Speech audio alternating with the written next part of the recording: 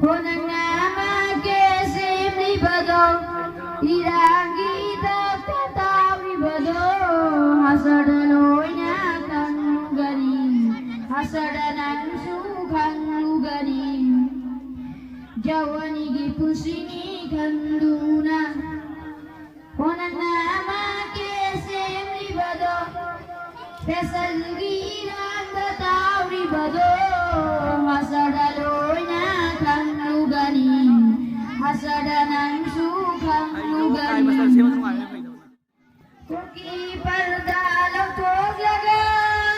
mai tunggi bajabaun di bado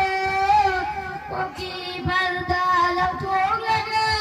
mai tunggi bajabaun di bado Sin mada tau di bado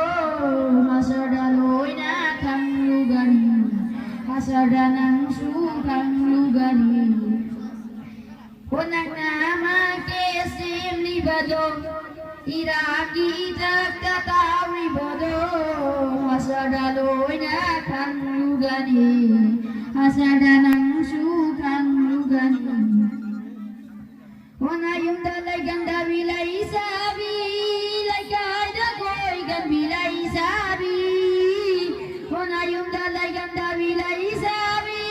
lai kaida koi gan bilai sabi nama napa bukidri bado mapu maha bukidri bado hasadaloina kang lugani hasadanang sukang lugani Jawaani gi pusini khnduna honang nama kesim di bado irangi tau di bado hasadaloina kang lugani hasadanang sukang lugani Ojin kang rau kaseladana kibanang bakatong ladana lady cycle katau radana honang nama dalam sari bado hasadaloina kang lugani